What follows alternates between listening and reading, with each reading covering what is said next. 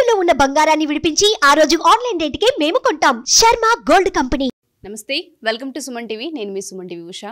2025 సంవత్సరానికి సంబంధించి 12 రాశుల వారు అసలు ఏ విధంగా ఉండబోతుందో ప్రత్యేకించి అడుగుతూ ఉంటుంటారు. ఎస్పెషల్లీ 12 నెలల్లో కనుక మనం చూస్తే ఏ నెల కలిసి వస్తూ ఉంటుంది, వ్యాపారంలో కావచ్చు, సంతానంలో కావచ్చు, లేదంటే వివాహానికి సంబంధించి కావచ్చు, పెట్టుబడులు పెట్టొచ్చా, సంతానం విషయంలో ఈ టైంలో మేము డెసిషన్ తీసుకోవచ్చా, వివాహానికి సంబంధించి మేము అప్రోచ్ అవ్వచ్చు అని అడుగుతూ ఉంటుంటారు. అండ్ దాంతోపాటు రిలేషన్షిప్ ఎవరైతే భార్యాభర్తలు ఉంటుంటారో మాకు ఏ విధంగా ఉంది, ఒడిదుడుగులు కనిపిస్తూ ఉన్నాయి అని మాట్లాడే వాళ్ళు ఉంటూ ఉంటారు.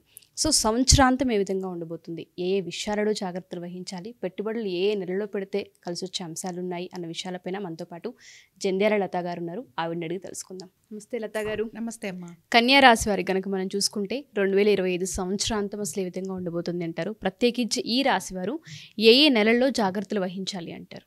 ఈ రాశి వారికి ఏంటంటే 2 విషయాలతో వీళ్ళు ఎక్కువ ఇబ్బంది పడుతుంటారు. ఒకటి ప్రొఫెషన్, 2 ఆర్థికపరమైన విషయాలు.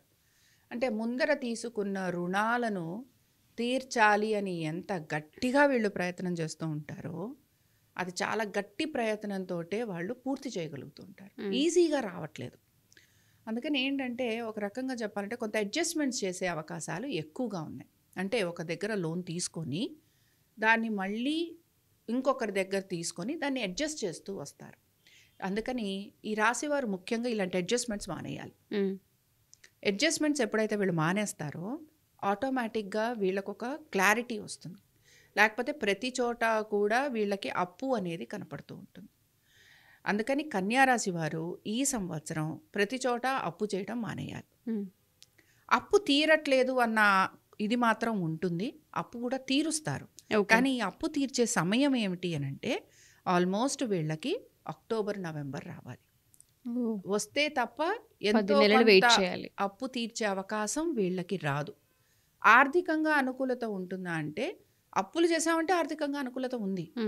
కానీ మేము సంపాదించుకుంటామా అంటే సంపాదించుకునే యోగం కూడా ఈ రాశి వారిలో కనపడుతోంది. ఉద్యోగాలు మారాలి అనే ప్రయత్నం చేస్తున్న వారికంటే కూడా ఉన్న ఉద్యోగంలో మేము కంఫర్టబుల్గా ముందుకు వెళ్ళిపోతాము అనే ఆలోచన ఎక్కువగా చేస్తూ ఉంటారు.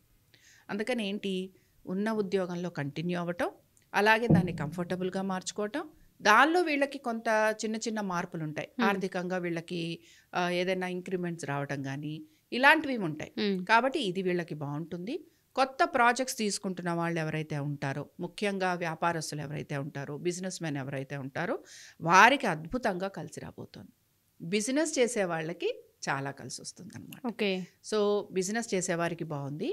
పార్ట్నర్షిప్స్లో ఉంటున్న వారికి కూడా ఈ సంవత్సరం అంతా బాగుంటుంది. బిజినెస్లో పార్ట్నర్షిప్స్లో ఉన్న వాళ్ళకి, భార్యాభర్తలకు కూడా అక్కడ గ్రహాల మార్పు కూడా ఉంటుంది కనుక చాలా వరకు ఒక అండర్స్టాండింగ్లో ముందుకు వెళ్ళిపోతారు. ఏమైనా మిస్అండర్స్టాండింగ్స్ కనుక కలిగి ఉంటే ఈ కన్యారాశి వారికి అక్కడ వాళ్ళు ఒక అండర్స్టాండింగ్కి వచ్చేందుకు ప్రయత్నం చేస్తుంటారు.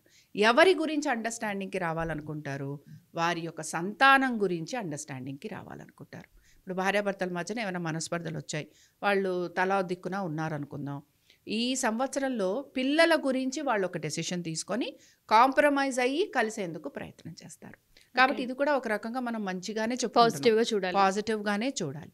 ఆరోగ్యం గురించి మీ భార్యాభర్తల్లో ఒకరికి కొంత చిన్న చిన్న అనారోగ్య సమస్యలు ఉంటాయి. కాబట్టి దాని గురించి కొంచెం శ్రద్ధ వహించడం.